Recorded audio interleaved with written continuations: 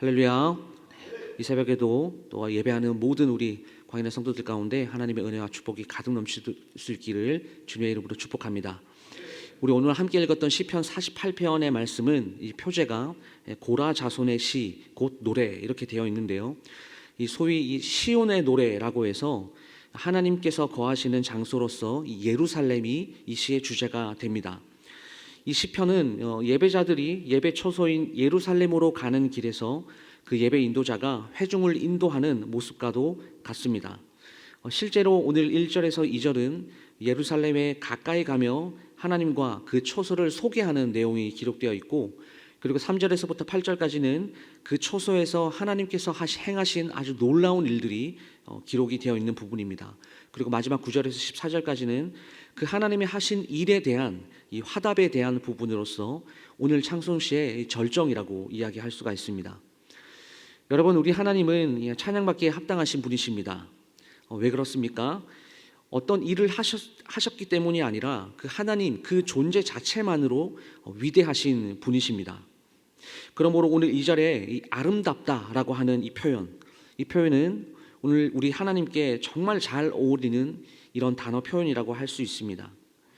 우리가 아름다운 것들을 보면 그것이 나에게 무엇을 해주지 않아도, 어떤 특별한 유익을 주지 않아도 그 아름다움 그 자체로 기뻐하기도 만족하기도 합니다.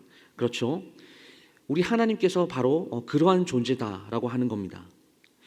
만약에 우리가 하나님의 그 신적인 속성들을 우리가 볼 수가 있다면 우리는 그 신적 속성 앞에 당연히 무릎 꿇고 기뻐하며 예배할 수 있습니다. 그러나 문제는 우리가 하나님을 그렇게 볼 수 없다라고 하는 겁니다.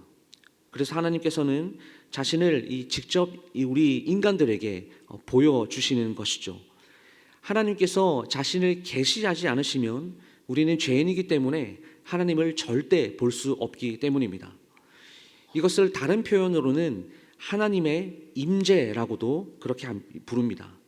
하나님께서 자신을 드러내시는 그 현장, 우리 모두는 그 임재의 현장에서 하나님을 경험할 수 있습니다. 오늘 시편의 말씀은 그 하나님께서 임재하시는 그 현장이 어디인가 이것을 알려주고 있는데, 바로 시온산이라고 기록되어 있는 예루살렘 성입니다.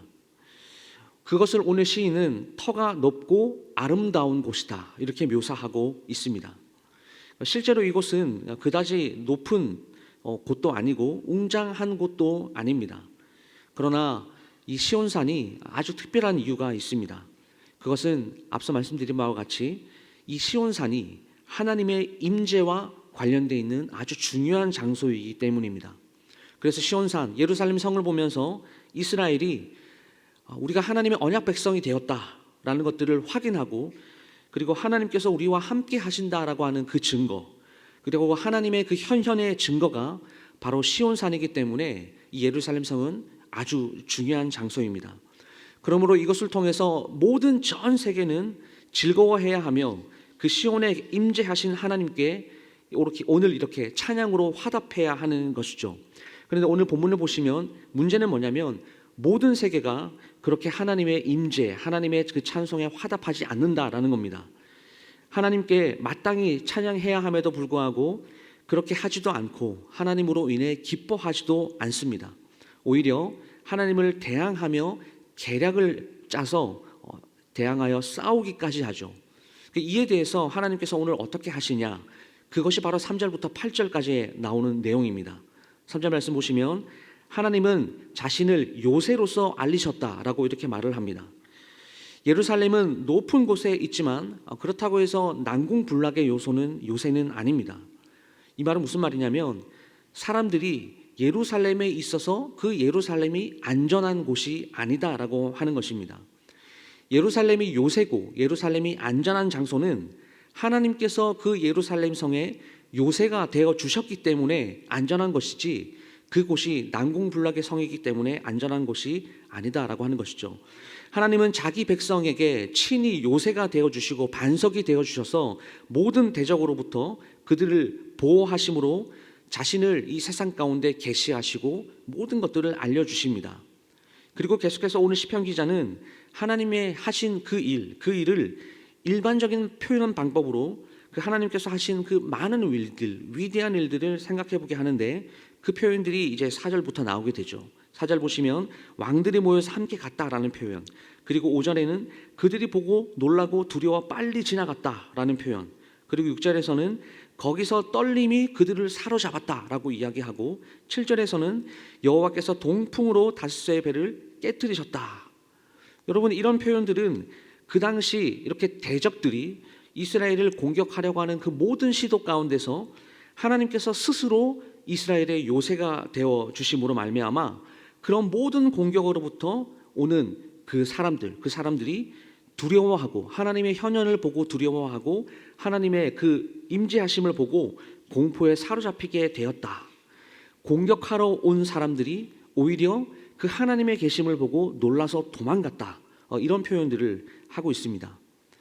이런 하나님의 철저한 보호하심을 오늘 8절 말씀에서는 이 모든 과거 일들을 후손들이 들었을 뿐 아니라 지금도 그 하나님을 만군의 여호와라고 이렇게 부르고 우리 아버지다라고 이렇게 부르면서 하나님의 성에서 그들의 부모와 조상들이 봤던 모든 것들을 함께 보고 이 후손들이 함께 보고 고백한다라고 말을 합니다.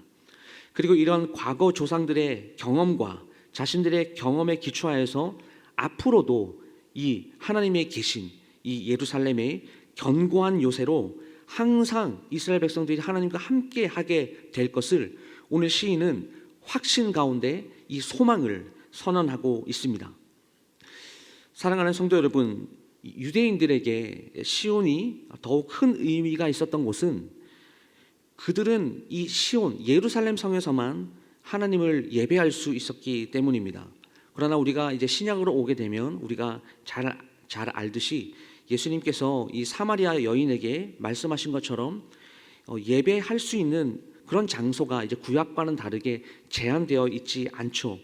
이제는 우리가 하나님과 사람 사이의 유일한 중보자가 되신 그 예수 그리스도를 통하여 우리는 하나님께 직접 나아갈 수 있게 되었고 언제든 어디서든 우리는 하나님을 예배할 수 있는 존재가 되었습니다. 하지만 그렇다고 해서 함께 모여서 드리는 이 예배가 무의미해진 것은 아닙니다. 시온이라고 하는 이 특정 장소, 이것은 그 장소는 의미가 없지만 우리가 여전히 모여서 하나님을 예배하는 것, 이것은 너무너무 중요하다라는 것이죠. 영혼의 세계에서도 우리는 함께 모여서 하나님을 예배할 것입니다. 하나님이 계신 그곳을 찾아가서 우리가 예배하는 곳이 아니라 지금 우리가 모여서 예배하는 이곳에 하나님께서 임재하시고 하나님이 우리와 함께 하신다라는 사실이죠. 그렇다면 이 구약에 나와 있는 오늘 본문에 나와 있는 이 시온성, 이 예루살렘성 뿐만 아니라 우리가 지금 현재 드리고 있는 이 예배도 하나님의 임재와 너무너무나 밀접하게 관련되어 있다는 사실입니다. 우리는 먼 곳에 계신 하나님을 예배하는 것이 아니라 지금 이곳에 우리와 함께 하시는 그 하나님을 예배하고 있습니다. 그렇기 때문에 우리가 이런 생각들을 늘 해야 하는 것이죠. 지금 우리의 예배는 그런 하나님의 임재를 우리는 바르게 드러내고 있는가? 이것을 우리는 함께 생각해 보아야 합니다. 우리는 하나님의 구원을 생각하며 이 고라자손뿐만이 아니라 이 당시에 이스라엘의 모든 백성들처럼 그 구원을 생각하며 기쁘게 이 하나된 마음으로 한 하나님을 우리는 올바르게 예배하고 있는가? 이 예배를 통해서 우리는 하나님을 전하고 있는가? 이 예배가 그 구원의 하나님을 다시 기대하고 우리에게 소망을 주시는 그 하나님을 의지하며 우리는 예배하고 있는가? 교회가 이렇게 모여서 하나님을 예배할 때에 이러한 마음으로 하나님을 예배할 때에 왕 되신 하나님께서 그 이스라엘 백성들과 함께 하셨던 것처럼 그 예루살렘 성에 임재하시며 함께 하셨던 것처럼 그 왕이신 하나님이 오늘날 우리와 함께 하실 것이며 그리고 우리가 함께 모여서 예배하는 그 현장 가운데 하나님께서 임재하시며 그 능력과 거룩함과 하나님의 아름다우심을 나타내시는 그 예배가 오늘의 우리의 현장의 예배가 될 줄 믿습니다.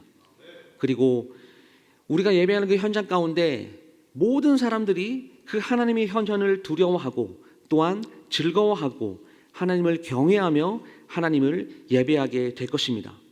그러므로 사랑하는 여러분, 오늘 우리의 예배, 이 예배를 소중히 여기시고 최선을 다하여 살아가시는 우리 모두가 될 수 있기를 주님의 이름으로 축복합니다. 예배를 통해서 임재하시는 하나님을 만날 때에 우리는 오늘 시인과 같이 하나님께서 하신 일을 찬양할 수 있고, 그리고 하나님께서 우리에게 베풀으신 그 은혜를 찬양할 수 있고, 하나님께서 베푸신 그 은혜에 또한 감사할 수 있게 되는 것이죠. 오늘 하루 하나님으로 인하여 기뻐하고 감사하는 하루의 삶이 될 수 있기를 간절히 소망합니다.